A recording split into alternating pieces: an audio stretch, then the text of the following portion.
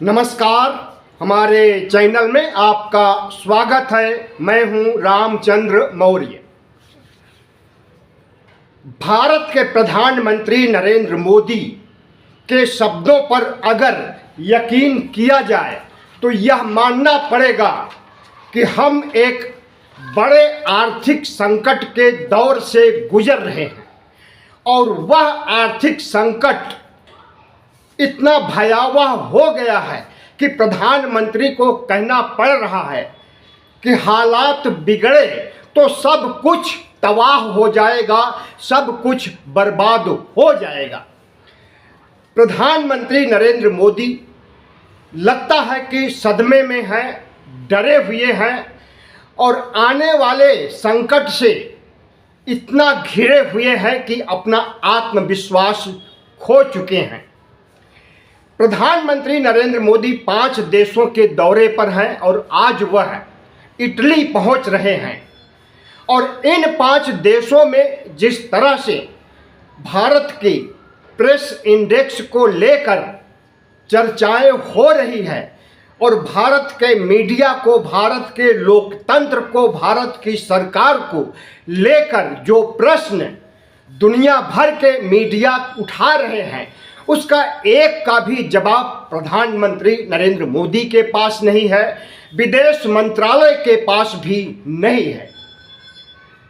प्रधानमंत्री नरेंद्र मोदी से नॉर्वे में प्रेस इंडेक्स पर बात की गई, पत्रकार ने पूछा तो बिना उत्तर दिए हुए ही मंच से उतर लिए और यह वीडियो पूरी दुनिया में वायरल हो रहा है। लोग भारत की तौहीनी कर रहे हैं, मजाक उड़ा रहे हैं कि भारत का प्रधानमंत्री सवालों से किस तरह से भागता है। यह भी सवाल उठाया जा रहा है कि पिछले 12 वर्षों में एक बार भी प्रेस कॉन्फ्रेंस करके प्रधानमंत्री नरेंद्र मोदी ने मीडिया को नहीं बताया कि भारत की क्या स्थिति है, कैसी स्थिति है और विकास का क्या रोड मैप है। लेकिन दुनिया भर की मीडिया की नज़र अगर लगी है भारत पर और जब प्रधानमंत्री विदेश दौरा पर जाते हैं और प्रधानमंत्री को टारगेट करते हुए विदेश का मीडिया सवाल उठाता है तो वह सवाल न सिर्फ भारत में गूंजते हैं बल्कि पूरी दुनिया में गूंजते हैं और जिस तरह से भारत की तौहीनी होती है उसे नज़रअंदाज नहीं किया जा सकता। भारत की इकोनॉमी ढह रही है और प्रधानमंत्री नरेंद्र मोदी और पूरा गोदी मीडिया सरकारी तंत्र जब कुछ समय के लिए भारत की इकोनॉमी चौथे नंबर पर आ गई थी, दुनिया का चौथा देश बन गया था भारत अर्थव्यवस्था के मामले में, विश्व सूचकांक में, तो बहुत ढोल पीटी गई कि भारत दुनिया की चौथी इकोनॉमी बन गया है। लेकिन क्या किसी को पता है कि इस समय भारत की क्या स्थिति है? इस समय भारत की वही स्थिति है जो 2013-14 में थी, यानी 6ठे नंबर पर भारत की इकोनॉमी है जिसकी चर्चा न मीडिया कर रही है, न सरकार कर रही है, न विदेश मंत्रालय कर रहा है।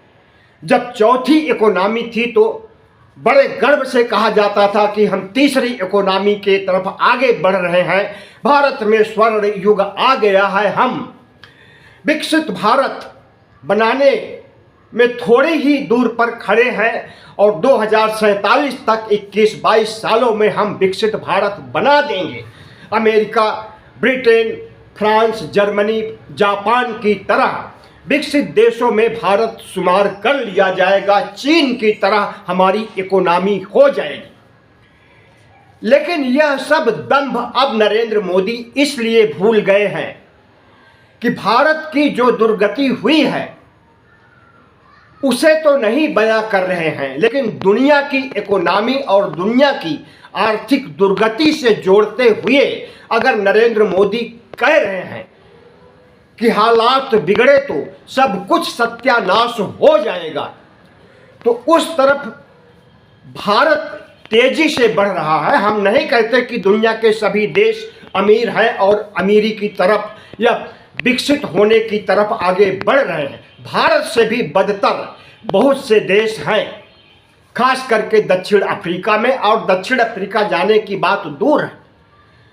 भारत के पड़ोस में नेपाल को लीजिए, बांग्लादेश को लीजिए, पाकिस्तान को लीजिए, अफगानिस्तान को लीजिए, तो भारत से कई पायदान इकोनॉमी के मामले में, अर्थव्यवस्था के मामले में पीछे हैं। लेकिन प्रेस इंडेक्स के मामले में अगर पाकिस्तान आगे है, भारत से बेहतर स्थिति है, नेपाल की स्थिति और बेहतर है, बांग्लादेश और श्रीलंका भी प्रेस इंडेक्स को लेकर, लोकतंत्र के चौथे स्तंभ को लेकर के भारत से अच्छी स्थिति में है, तो यह भारत के लिए शर्मनाक है। 180 देशों में हमारा देश 157 नंबर पर खड़ा है। यानी दुनिया में अगर 180 देशों में मीडिया कंगाल हो गया है, मीडिया बिकाऊ हो गया है, चाटुकारिता कर रहा है सरकार की, तो उसमें 157वां नंबर हमारा है। आपको मालूम होना चाहिए कि जब पिछला इंडेक्स आया था तो उसमें 151 नंबर पर था। 6 पायदान और आगे बढ़ गया, 157 पर पहुंच गया है। और नॉर्वे, जहां पर प्रधानमंत्री गए थे और वहां की मीडिया ने उनसे सवाल किया और सवाल का जवाब देने के बजाय वह मंच से उतर गए, कुछ नहीं बोले, वो पहले नंबर पर है। यानी स्वतंत्र मीडिया अगर दुनिया का कोई नंबर 1 है देश, तो वह नॉर्वे है। और नॉर्वे के बाद हम समझते हैं कि उसी के आसपास जहां प्रधानमंत्री नरेंद्र मोदी दौरा करने गए हैं, स्वीडन 5वें नंबर पर है, इटली जहां आज गए हैं 56वें नंबर पर है, और नीदरलैंड नंबर 2 पर है नॉर्वे के बाद। और यूएई होते हुए आज इटली गए हैं प्रधानमंत्री, तो यूएई में का 158वां नंबर है, भारत से 1 पायदान नीचे। तो प्रधानमंत्री नरेंद्र मोदी जिस तरह से संकेत दे रहे हैं कि अर्थव्यवस्था तबाह हो चुकी है, लेकिन उस तबाही के बारे में नहीं बता रहे हैं कि किस स्तर तक तबाह हुई है, तो अनुमान लगाया जा सकता है कि क्या प्रधानमंत्री आर्थिक इमरजेंसी लगाने वाले हैं, जिसका संकेत दे रहे हैं। स्वतंत्र भारत में आर्थिक इमरजेंसी अभी तक नहीं लगी है, राजनीतिक इमरजेंसी जरूर 1975 में लगी थी, लगभग 1.5 साल के लिए। और उस राजनीतिक इमरजेंसी की वजह से कांग्रेस पार्टी की कितनी भद्दपीटी, इंदिरा गांधी की कितनी आलोचना हुई और उनके तानाशाही रवैये को कितना चर्चा की गई कि आज भी उसके लिए कांग्रेस को शर्मिंदगी उठानी पड़ती है और उसे कटघरे में खड़ा किया जाता है। तो क्या आर्थिक इमरजेंसी लगा करके प्रधानमंत्री नरेंद्र मोदी उसी राजनीतिक इमरजेंसी की तरह अपनी भद्द पिटवाना चाहेंगे? हमें ऐसा नहीं लगता है। अगर आर्थिक इमरजेंसी की नौबत आती है तो समझ लीजिए कि इस देश के नागरिकों का जो पैसा बैंक में जमा है, जिन्हें पेंशन मिल रही है, जिन्हें वेतन मिल रहा है सरकारी ऑफिसेस से, वह सब बंद हो जाएगा और आम आदमी का अकाउंट भी खाली किया जा सकता है आर्थिक इमरजेंसी लगने पर। सोचिए उस समय कितनी बड़ी तबाही होगी। और इसी का संकेत अगर प्रधानमंत्री नरेंद्र मोदी दे रहे हैं, सोशल मीडिया पर तमाम से ऐसे पोस्ट वायरल हो रहे हैं, वीडियो वायरल हो रहे हैं, जिसमें प्रधानमंत्री नरेंद्र मोदी चिंता जाहिर कर रहे हैं और कह रहे हैं कि हमारी इकोनॉमी, हमारी अर्थव्यवस्था और दुनिया की अर्थव्यवस्था जिस तरह से निचले पायदान पर आ गई है और जिस तरह से हालात उसके बिगड़े हुए हैं, अगर हालात और बिगड़ते हैं तो उसे संभाला नहीं जा सकता है, आर्थिक तबाही आ सकती है। तो प्रधानमंत्री के बातों से ही हमें लगता है कि समझ लेना चाहिए कि क्यों रुपए की कीमत डॉलर के मुकाबले घटती जा रही है और अब 97 तक पहुंच गया है। हमें लगता है कि 100 का आंकड़ा तक पहुंचने में जून से ज़्यादा समय नहीं लगेगा। जून 2026 तक डॉलर 100 पार कर जाएगा। रुपया के मुकाबले रुपया रसातल में और डॉलर आसमान में रहेगा और इसी वजह से भारत चौथी इकोनॉमी से पांचवी इकोनॉमी पर गया और पांचवी इकोनॉमी से छठी इकोनॉमी पर गया। और प्रधानमंत्री जो संकेत दे रहे हैं, अगर कुछ वैसा है तो छठी इकोनॉमी से 7वीं 8वीं 9वीं 10वीं तक कहीं भी जाकर के टिक सकती है भारत की इकोनॉमी। और 1991 में जो हालत भारतीय इकोनॉमी की हो गई थी जब नरसिम्हा राव प्रधानमंत्री थे और 10 साल तक शासन किए मनमोहन सिंह उस समय वित्त मंत्री थे, तो उन्होंने अपने आर्थिक ज्ञान से, अपने आर्थिक तरक्की से अर्थव्यवस्था को पटरी पर लाया था। लेकिन आज कोई मनमोहन सिंह नहीं है जो इकोनॉमिक्स में पीएचडी करके विदेशों में भारत का वित्त मंत्री है। और जो वित्त मंत्री हैं उनके बस की कोई चीज़ नहीं है और उनके हाथ में कुछ है भी नहीं। सब कुछ पीएमओ देखता है और जितने भी मंत्री हैं यह सब नाम मात्र के मंत्री हैं, स्टैचू हैं। तो आज जो भारत की स्थिति है उसमें भारत प्रेस इंडेक्स के मामले में फिलिस्तीन, क्यूबा और दक्षिण अफ्रीकी देशों के साथ खड़ा हो गया है। और दुनिया के देशों में भारत की प्रेस इंडेक्स को लेकर के जितना थू-थू हो रही है, जितना छीछा लेदर हो रही है, एक शर्म की बात है, चुल्लू भर पानी में डूब मरने की बात है।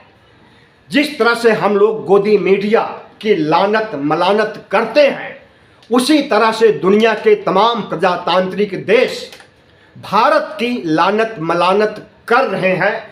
लोकतंत्र के खोखले होने पर, मीडिया के बिक जाने पर और जिस तरह से अदालत पर, न्यायपालिका पर हम कब्जा करते जा रहे हैं और लोकतंत्र के चारों स्तंभों का क्षरण तेजी से हो रहा है।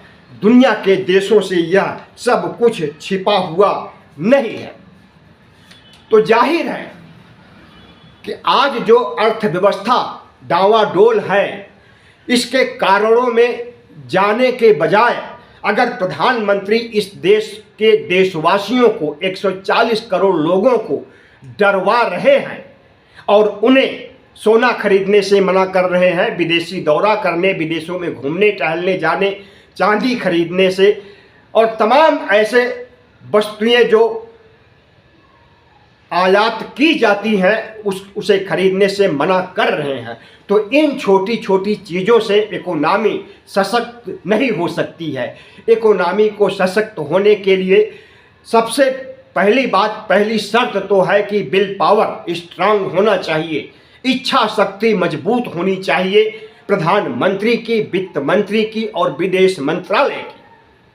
आधी लड़ाई तो हम तभी जीत लेंगे जब विल पावर मजबूत होगा।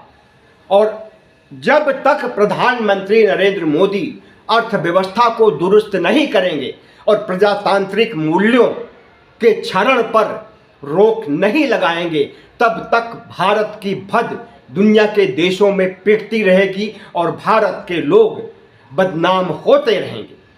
भारत अपने को दुनिया का सबसे बड़ा प्रजातंत्र कहता है और लेकिन आज वही सबसे बड़ा प्रजातंत्र जिस तरह से दुनिया के देशों के निशाने पर है, वो चाहे मानवाधिकार के उल्लंघन का मामला हो, भारत की स्थिति दयनीय है, और चाहे अल्पसंख्यकों पर हो रहे अत्याचार की गूंज भारत में कम होती हो, लेकिन दुनिया के देशों में अल्पसंख्यकों पर हो रहे अत्याचार की गूंज कहीं ज़्यादा होती है।